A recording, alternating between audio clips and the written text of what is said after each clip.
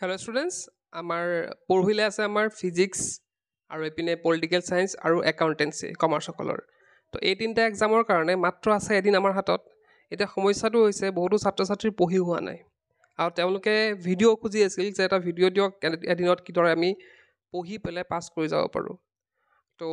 সেইখিনিয়ে চেষ্টা কৰিম আজি এটা আইডিয়া দিবলৈ চেষ্টা কৰিম তোমালোকক যে তোমালোকে এদিন পঢ়ি এই তিনিটা ছাবজেক্ট মানে যাৰ যি আছে আৰু তোমালোকে কিদৰে পাছ কৰিব পাৰিবা তেন্তে অহা ভিডিঅ'টো ষ্টাৰ্ট কৰোঁ এতিয়া প্ৰথমতে আলোচনা কৰিব লৈছোঁ পলিটিকেল ছায়েন্সৰ বিষয়ে তো পলিটিকেল ছায়েন্সৰ তোমালোকৰ থাকিব 80 মাৰ্কছৰ এক্সাম মাত্ৰ 80 মাৰ্কছৰ এক্সাম থাকিব 20 মাৰ্কছ তোমালোকৰ অলৰেডি প্ৰেক্টিকেল লোৱা হৈছে তো সেইখিনিতো পায়ে যাবা তো পাছ কৰিবলৈ আমাৰ বেছি নালাগে মানে হয়তো 27 মান লাগিব নেকি 25-27 মান লাগিব পাছ কৰিবলৈ আমি কি কৰিম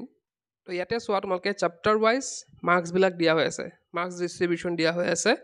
ধৰা যেনেকৈ প্ৰথমতে an introduction to political theory ইয়াতে 6 মাৰ্কছ আহিব ফ্ৰীডমৰ 6 মাৰ্কছ আহিব তেনেকৈ মাৰ্কবিলাক ডিষ্ট্ৰিবিউশ্যন হৈ আছে যিহেতু এদিন হাতত আছে গতিকে গোটেইখিনি পঢ়িটো কমপ্লিট নহ'ব ইয়াতে বহুত আছে হয়নে ইয়াতে বহুত চেপ্টাৰ আছে প্ৰায় 16-17টামান চেপ্টাৰ আছে ইয়াতে তো গোটেইখিনি পঢ়ি কমপ্লিট কৰিব নোৱাৰিবা গতিকে তোমালোকে কি কৰিবা কেইটামান চেপ্টাৰ তোমালোকে বাছি লোৱা তো বোলে মই এইখিনি পঢ়িম ধৰি ল'লোঁ মই পলিটিকেল থিয়ৰীৰ মই ধৰিলোঁ 5টা চেপ্টাৰ পঢ়িম তো 5টা চেপ্টাৰ পঢ়িলে আমাৰ কি হৈ গ'ল 30 মাৰ্কছ আহি গ'ল তো অলপ বেছিকৈ পঢ়ি যাব কমচে কম ট্ৰাই কৰিবা আমাৰ অকল 30 মাৰ্কছ পঢ়ি গ'ল নহ'ব আমি প্ৰায় ধৰা 50 বা 45 তেনেকৈ পঢ়ি যাব লাগিব মই এদিনৰ প্ৰিপেৰেশ্যনৰ কথা কৈছোঁ দেই এনেইতো পঢ়িব গোটেইখিনিয়ে লাগে কিন্তু এটলিষ্ট ট্ৰাই কৰিবা 50 মাৰ্কছ তোমালোকে পঢ়ি যাব চেষ্টা কৰিবা আৰু সেই যিকেইটা চেপ্টাৰ পঢ়িবা সেইকেইটা চেপ্টাৰ এনেদৰে পঢ়িব লাগিব যাতে তাৰপৰা যিকোনো কুৱেশ্যন আহিলে তোমালোকে পাৰি যোৱা তেনেকুৱাকৈ যদি পঢ়ি যোৱা তেন্তে এইকেইটা চেপ্টাৰ পঢ়ি গ'লেও তোমালোকে জাষ্ট এইটো তোমালোকে ডিচাইড কৰিবা যে তোমালোকে কোনকেইটা চেপ্টাৰ পঢ়িবা মই সেইটো কৈ নিদিওঁ কাৰণ তোমালোকৰ যোনবিলাক ইজি পোৱা যোনকেইটা চেপ্টাৰ লাগিছে যে মই পঢ়ি পেলাই পাৰিম এইখিনি তো সেইখিনি তোমালোকে পঢ়িব পাৰা এতিয়া ছেইম কথা আমাৰ ফিজিক্সৰ ক্ষেত্ৰতো ফিজিক্সৰো দেখিছা তোমালোকে গ্ৰুপ ৱাইজ ভগোৱা হৈ আছে যে ক'ৰবাত 20 দিব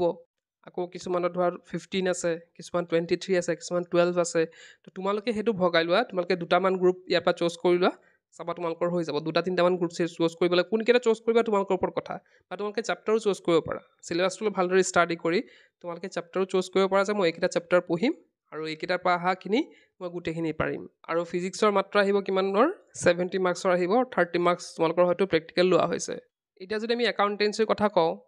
তো একাউণ্টেঞ্চিৰ 100 মাৰ্কছৰ এক্সাম হ'ব এতিয়া চোৱা ইয়াতো চেপ্টাৰ ৱাইজ মাৰ্কছ ডিষ্ট্ৰিবিউশ্যন দিয়া হৈ আছে এতিয়া চোৱা তোমালোকৰ প্ৰজেক্ট ৱৰ্ক আছে ন প্ৰজেক্ট ৱৰ্ক আছে 20 মাৰ্কছৰ তো 80 মাৰ্কছৰ হ'ব তো এতিয়া তোমালোকৰ ইয়াতে চোৱা 20 মাৰ্কছকৈ দুটা ছাবজেক্টতে আছে দুটা চেপ্টাৰত আছে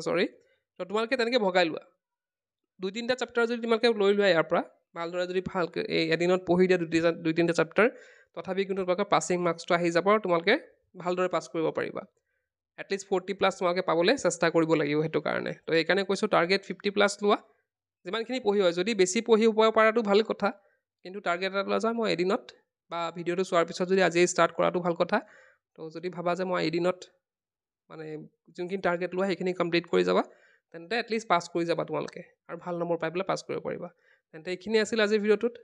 ক'বলগীয়া তো আজিৰ ভিডিঅ'টো শেষ কৰিলোঁ কি পঢ়ছে